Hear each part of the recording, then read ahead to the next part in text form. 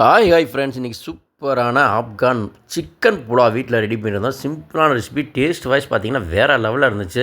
நம்ம சொல்கிற மெத்தடை அப்படியே ஃபாலோ பண்ணிச்சிங்க. இதே டேஸ்ட்டை நீங்களும் ருசி பார்க்கலாம் ஃப்ரெண்ட்ஸ். சூப்பராக இருந்துச்சு ஃப்ரெண்ட்ஸ். அதனால தான் ரெக்கமெண்ட் பண்ணுறேன். ஒரு 3/4 கிலோ சிக்கன் வாங்கிட்டு வந்து ஃப்ரெண்ட்ஸ் நல்லா க்ளீன் பண்ணியாச்சு. ஒரு 100 கிராம் தேரில் பாதி தேரை ஊற்றிக்கோங்க. 1 ஸ்பூன் பெப்பர், தேவையான உப்பு, 2 பச்சை மிளகா கீரி போட்டுக்கோங்க. அது கூட கொஞ்சம் லெமனை ஊற்றி நல்லா ஒரு 1/2 மணி நேரம் ஊற வச்சுருங்க ஃப்ரெண்ட்ஸ். அதை ஊற வச்சுட்டு இந்த பக்கம் பார்த்திங்கன்னா தேவையான ஸ்பைசஸ் பட்டை, கிராம்பு, ஏலக்காய், பிரிஞ்சி இலை, கல்பாசி, ஸ்டார் ஆனியன். காடியான கடலை எண்ணெய்க்கு வந்து நான் ஸ்பான்சர் கிடையாது, இருந்தாலும் டேஸ்ட் வைஸ் நல்லாயிருக்கு.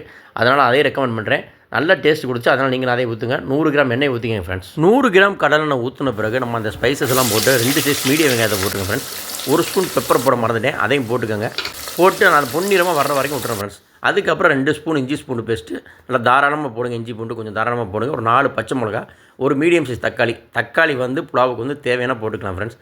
அது போக வந்து 1/2 கைப்பிடி மல்லி, 1/2 கைப்பிடி புதினா போட்டுருக்கேன் ஃப்ரெண்ட்ஸ். இதை நல்லா ஃப்ரை பண்ணிவிட்டு நம்ம ஏற்கனவே மேரினேட் பண்ணி வச்சுருந்தேன் அந்த சிக்கனை அதில் போட்டுருங்க ஃப்ரெண்ட்ஸ். சிக்கனை போட்டு நல்லா பட்டுன்னு பரட்டி ஒரு 10 நிமிஷம் மூடி போட்டு சிம்மில் வேக விடுங்க. அப்போ அந்த மசாலா, அந்த உப்பு, காரம் எல்லாம் சிக்கன் இறங்கி சிக்கன் ஒரு வேக்காடு கொடுத்து சூப்பராக வந்துடும் ஃப்ரெண்ட்ஸ். அளவு தண்ணி உங்களுக்கு எப்போயுமே ஆல்ரெடி நான் சொல்லியிருக்கேன். 1 டம்ளர் அரிசிக்கு 2 டம்ளர் தண்ணி. பிரியாணியாக இருந்தாலும் சரி, புலாவாக இருந்தாலும் சரி, 1 டம்ளர் அரிசிக்கு 2 டம்ளர் தண்ணி. இந்த பக்கம் தனியாக 1 ஸ்பூன் தனியா, 1 ஸ்பூன் சீரகம், 1 ஸ்பூன் சோம்பு எல்லாத்தையும் போட்டு இந்த மாதிரி கட்டி நம்ம தண்ணி ஊற்றினோடனே கூட போடலாம் ஃப்ரெண்ட்ஸ். நான் மறந்துட்டேன், அதனால் தண்ணி கொதி வந்த பிறகு போட்டிருக்கேன். இது ஒரு ஃப்ளேவரை கொடுக்கும். தண்ணி கொதி வந்த பிறகு நம்ம ஊற வச்ச அரிசியை அதில் போட்டு ஒரு பட்டணும் ஃப்ரெண்ட்ஸ். ஒரு 3 நிமிஷம் அப்படியே விட்டுருங்க. 3 நிமிஷம் விட்டுட்டு அதுக்கப்புறம் 2 ஸ்பூன் நெய்யை போட்டு மறுபடியும் எல்லாத்தையும் நல்லா கலந்து விட்டு குக்கரை மூடி போட்டு ஒரு விசில் ஃப்ரெண்ட்ஸ், ஒரு விசில் விட்டுட்டு ஒரு 5 நிமிஷம் அப்படியே சிம்மில் வச்சுருங்க.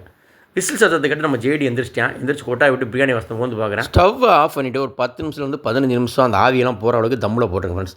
ஃபைனலாக குக்கரை திறந்தால் சூப்பராக இருந்துச்சு. அதுக்கப்புறம் 2 ஸ்பூன் நெய் ஊற்றி அந்த சிக்கன் புலாவை இந்த பக்கம் ஒரு பிரட்டு, அந்த பக்கம் ஒரு பிரட்டு, உள்ளே இருக்க நெய் ஃபுல்லாக ஃப்ளேவர் கலந்து வர மாதிரி பிரட்டி விட்டால் சூப்பராக வீடே மணக்க இது ஆப்கான் புலாவுன்னு கூட சொல்லலாம், வெள்ளை பிரியாணின்னு சொல்லலாம். சூப்பர் டேஸ்ட்டாக அருமையாக வந்துருந்துச்சு. வீடே மணக்க ரெடி ஆகிடுச்சு. அப்படியே தட்டில் சர்வ் பண்ண ஆரம்பித்தோம். இதுக்கு சைட் டிஷ்ஷாக எப்போயுமே நம்ம வீட்டில் வைக்கிறதா ஃப்ரெண்ட்ஸ். குருமா வச்சுருந்தேன், ஆனால் குருமா ஊற்றாமல் வெறும் பிரியாணியும் சாப்பிட்லாம் போல். அவ்வளோ டேஸ்ட்டாக குலைவாக அருமையாக வந்துருந்துச்சு. அவிச்ச முட்டை, தயிர், வெங்காயம், சிக்கன் 65 கலந்து அடித்தோம். ரொம்ப சிம்பிளான ரெசிபி தான். அது வந்து இது பட்டை, கிராம்பு, ஏலக்காய் மட்டும் கரெக்டாக போட்டிங்கன்னா டேஸ்ட் அருமையாக இருக்கும். சிக்கன் 65 சேர்த்து அடித்தோம். செம்ம டேஸ்ட்டாக இருந்துச்சு. மறக்காமல் நம்ம சேனல் லைக் பண்ணுங்கள், சப்ஸ்கிரைப் பண்ணுங்கள், ஷேர் பண்ணுங்கள். தேங்க்யூ, பாய்.